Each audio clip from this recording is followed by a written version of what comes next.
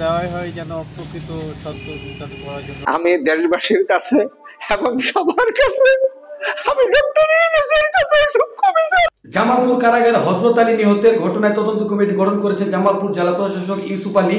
সেই তদন্ত কমিটি গঠনের পর আজ থেকে শুরু হয়েছে প্রাথমিক তদন্ত।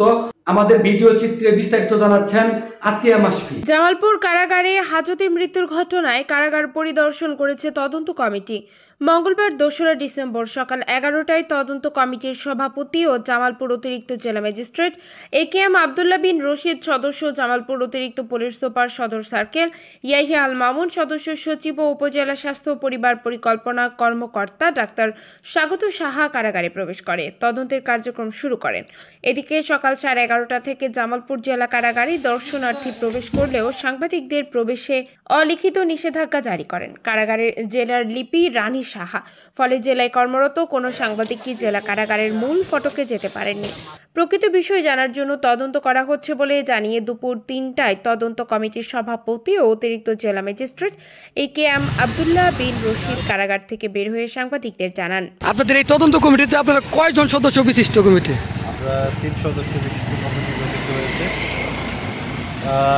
আমাদের মাননীয় ডিস্ট্রিক্ট ম্যাজিস্ট্রেট স্যার ৩ সদস্য বিশিষ্ট তদন্ত কমিটি গঠন করে দিয়েছেন। আমরা আজকে প্রথমবার জেলখানা ভিজিট করলাম এবং আমাদের তদন্ত সংশ্লিষ্ট যে বিষয়টি আছে সেগুলো আমরা পরীক্ষা নিরীক্ষা করছি।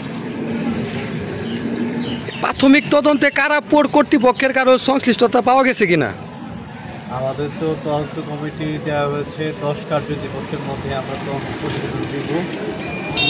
যখন আমরা রিপোর্টটা দিব তখন তো আপনারা সকলেই জানতে পারবেন। এখন তদন্ত চলাকালীন বিষয়ে তো কোনো মন্তব্য আসলে করা যায় না। তবে এই তদন্তে যদি কারা কর্তৃপক্ষের কারো সহযোগিতা পাওয়া যায় তাদের বিরুদ্ধে ব্যবস্থা নেওয়া হবে কিনা? সেটা তো অবশ্যই তদন্ত দেওয়াই হয় যেন প্রকৃত সত্য উদ্ঘাটন করার জন্য কারো যদি কোনো দায় থাকে তাহলে তাদের দায়িত্ব ব্যবস্থা নেওয়া হয়। উল্লেখ্য যে গত বৃহস্পতিবার ভোর ৩টা ৪৫ কারাগারের ভেতরে ২ নং ওয়ার্ডে ঘুমন্ত অবস্থায় দেওয়ানগঞ্জ চেংটিমারি এলাকার ইমান হোসেনের ছেলে হাজতি হযরত আলীকে পিটিয়ে হত্যা করা হয়েছে দাবি করে অপর হাজতি বকশীগঞ্জের দত্তের চর এলাকার মরহুম সামিউল হকের ছেলে রহিদুল মিয়াকে প্রধান আসামি করে শুক্রবার রাতে সদর থানায় হত্যা মামলা দায়ের করেন জেলার লিপি রানী সাহা। কঠোর নিরাপত্তার মাঝে কাঠের টুকরার ভেতরে কিভাবে গেছে তা নিয়েও নানা প্রশ্নের সৃষ্টি হয়েছে। এদিকে লকআপের আগ মুহূর্তে প্রত্যেক ওয়ার্ড চেক দেওয়ার নিয়ম থাকলেও ঘটনার আগের দিন বুধবার বিকেলে হাবিলদার ও প্রধান কারারক্ষী আব্দুল আওয়াল কোনো ওয়ার্ডেই চেক করেননি। তার দায়িত্ব অবহেলার কারণে এমন ঘটনা হয়েছে বলে অভিযোগ উঠেছে। ঘটনার সময় রাত ৩টা থেকেও ডিউটিতে ছিলেন আব্দুল আওয়াল। এদিকে সন্তানকে সবাই মিলে হত্যা করেছেন বলে দাবি করেছেন হযরত আলীর বাবা ইমান হোসেন। আমার ছেলে খুবই ভদ্র নরম, 7 ফুট 2 ইঞ্চি লম্বা। আমার ছেলে 1 মাস যাবত জেলখানায় আসছে। আমার ছেলে মারা যাওয়ার 2-3 দিন আগে আমি দেখে গেছি, সুস্থ সবল সুন্দর এবং 5 ওয়াক্ত নামাজ পড়ে দাঁড়িয়ে রাখছে। যখন একবারে রক্তক্ষরণ হয়ে একবারে নিশ্চিত 4 পয়েন্ট আছে, ওই সময় আমার ছেলেকে জেলখানার গেট থেকে বাড়ি করে নিয়ে আপনার জামালপুর যে সদর হাসপাতাল নেয়, ওখান থেকে অ্যাভার্ট করে ময়মনসিংহ পাঠায়, ময়মনসিংহ থেকে আবার ঢাকায় পাঠায়। আপনার বারান্দায় ফেলে রেখে ওরা চলে আসে আপনার জামালপুর জেল কারাগারের পুলিশ। তারপরে আমার ছেলেরা রিমান্ড ছেড়ে চলে গেল।